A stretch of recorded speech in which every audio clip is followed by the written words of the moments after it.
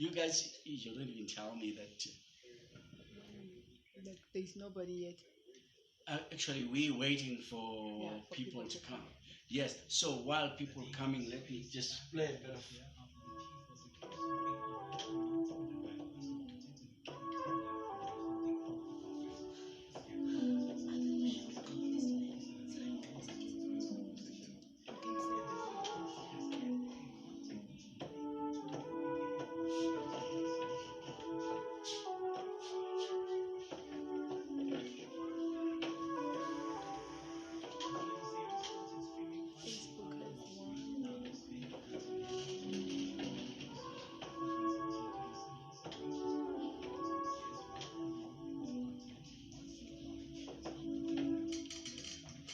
Yeah.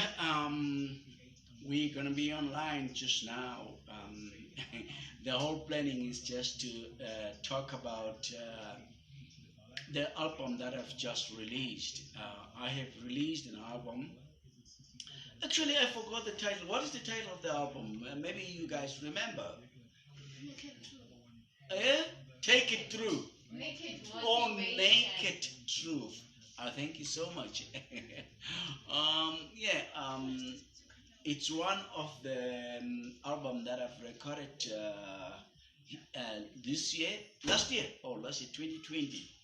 Yeah, actually, by seeing what's happening in the music industry for all these years, I have been working with music. I find out that every time when one artist passed away, and then is when those radio stations start playing your music so much as if yeah they were with you all the time, they like you and all those things, but and then to some of us we don't have a problem with that. Then I then decided to say, all right, my brother Bob Marley died, all right, and then there was no material left over. Peter Tosh died, there was no material left over. Lucky Dube, same thing, and then as many as our favorite reggae artists who died in this wild world. They left nothing, and then I said, "Look, I am a leader anyway.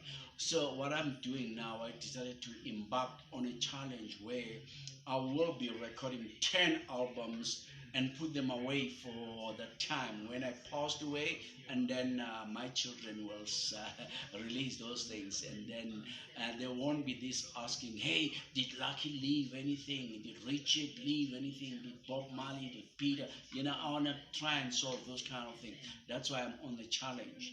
As I'm talking now, I've recorded 3 albums already on a can, but I'm not gonna be giving out the titles. But what I will do, out of every album, I will release one song as a single, one song as a single, and put it aside. One song as a single all the time, just for you to feel the time and difference of the recordings that are happening there. Because the more you have more job, is the more you become more active. That's what's exactly what happens me when making albums. I'm more active than recording one album every 3 years, one album. Yeah, so that's exactly what I'm going to do. As we're talking now, yes, I have released this album titled Naked Truth. The reason of releasing Naked Truth is that we are talking about on the music, on the album itself. We are talking about really things that are happening in front of our eyes, and then we saw them and every time. So we make sure that no, man, let's talk about things direct instead of trying to hide and da da da da da da. So that's why the album is called Naked Truth. Yes.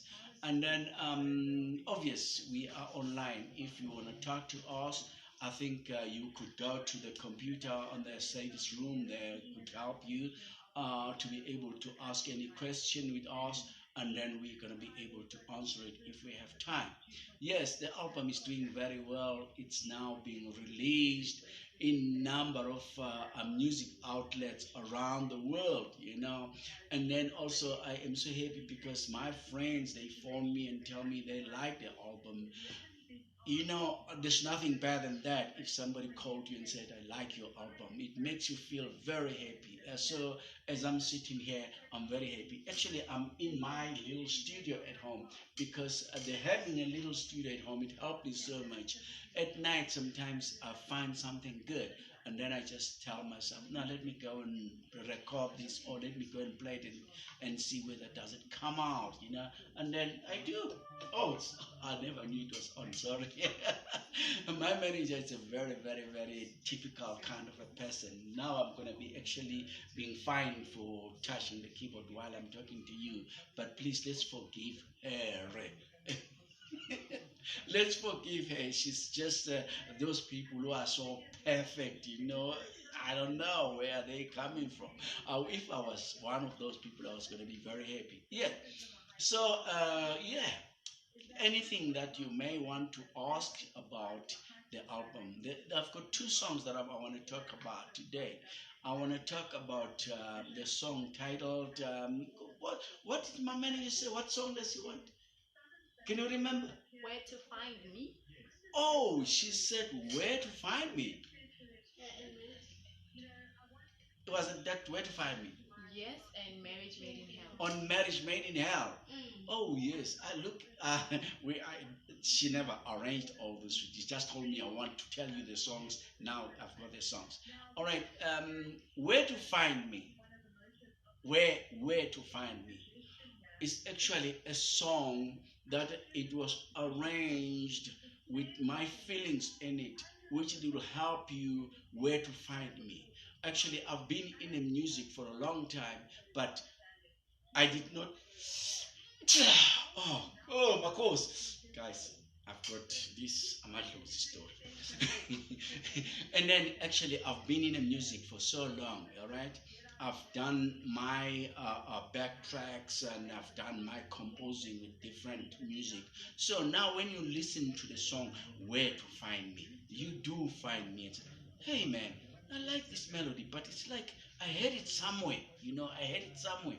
That's why the title says "Where to Find Me." Then obvious something wrong. Yeah, obvious. There are things that are going along with the song, which are my personal experience and other things. But where to find me? If you listen to this song, you'll be able to tell your friend, "Hey man, I think this guy was producing maybe this group. I think this guy might have arranged for this group. I know the sound, because why you gonna know the sound? Because I was inspired by a great Jamaican singer. Thanks God he's still around. Even if I say, "Hey Jimmy Cliff, I thank you so much for what you did in my life." He's still alive. He can hear me. And then that guy inspired me with music. And then at that particular time, I was also working in the music industry as a salesman. When somebody inspired you, and then you see that whatever he inspired you with, it's working, and then that makes it different because every day when I go out and work and find that it's happening, Jimmy's selling and I like his music and all those things, that really pumped me with a lot of ideas. And then it's how I started looking at a reggae artist that I actually started building, and then to be able to fill that gap that I find on being inspired and seeing the action of the product. It's how actually I got into reggae music. But now I did not take it exactly as it is. I didn't decide to say, look, instead of taking it as it is, it don't help me because already these people who are inspiring me are top guys. I will never sound music like them, or maybe I'll never be good like them. But let me change it to be a South African thing. That's why you hear that really keyboard that's flying on air while we're playing. That has actually changed the whole thing to be an easy South African reggae. That's what I did. So, good people, if you want to know, you write to us. You go to on the site. You'll be able, and you guys too. You can do the same. You'll be able to talk to us. We'll answer you and tell you. And then the second one, she said she wants something. Said marriage made in hell. Oh gosh.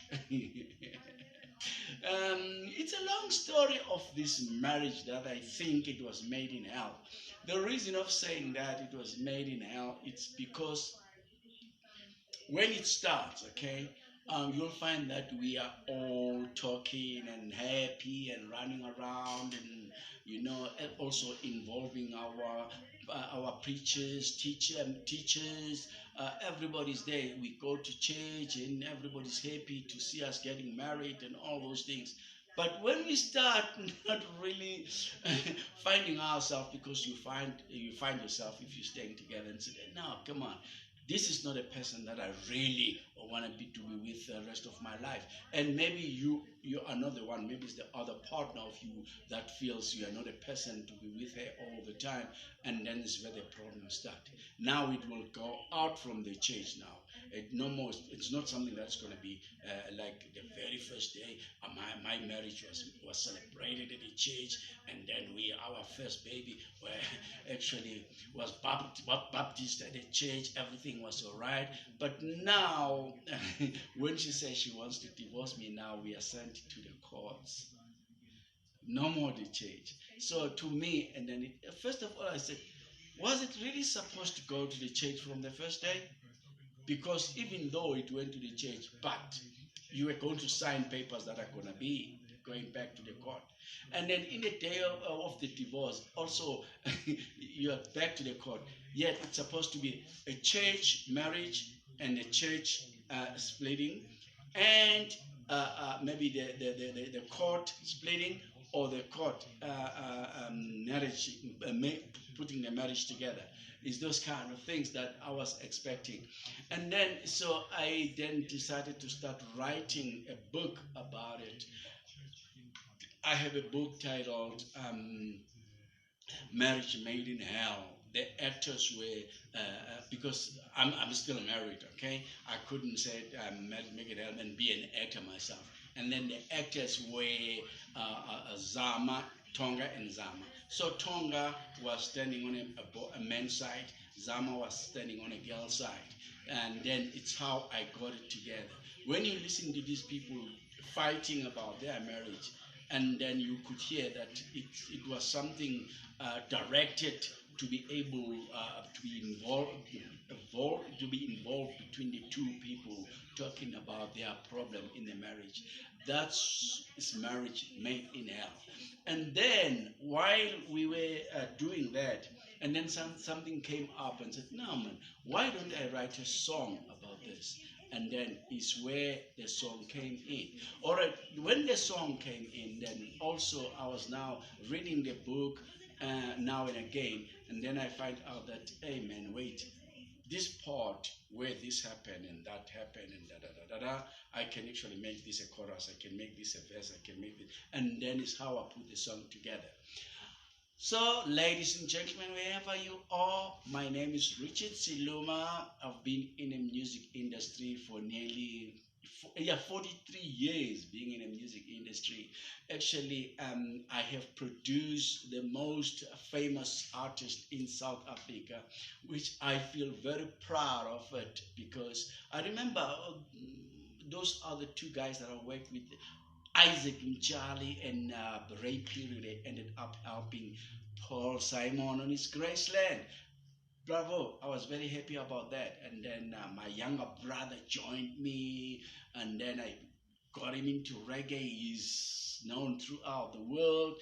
And then I have also recorded my own reggae songs, are known throughout the world. So I'm happy. And me and you, we became a big family. I don't belong to the Silomas anymore. I belong to you. Without you guys, I am absolutely nothing. All right, what we will do then, I'll talk to my manager. Maybe tomorrow we'll be talking about another two songs, because I had instruction that we'll be doing two songs every day. I thank you so much to take your time to be with me this afternoon.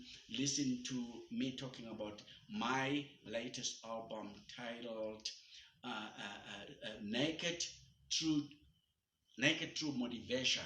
That's the song actually, because we tell the story as it is. We are not hiding anything, you know. And then there is a lady who asked me and said, Richard, what are you gonna do if? How would you feel if you could die for the truth? The answer was so nice because it's on mine, one of those albums that are on a can, where I said, hey, that's a question that you are going to be answering because I won't be here anymore. I love that. All right, thank you very much. We'll see you tomorrow.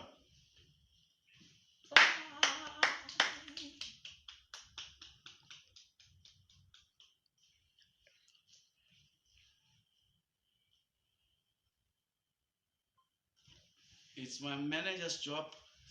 Done.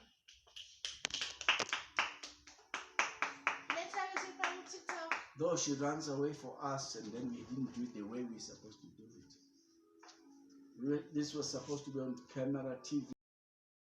Hosting for answers. Which camera TV screen? There was supposed to be answers going in there, nothing.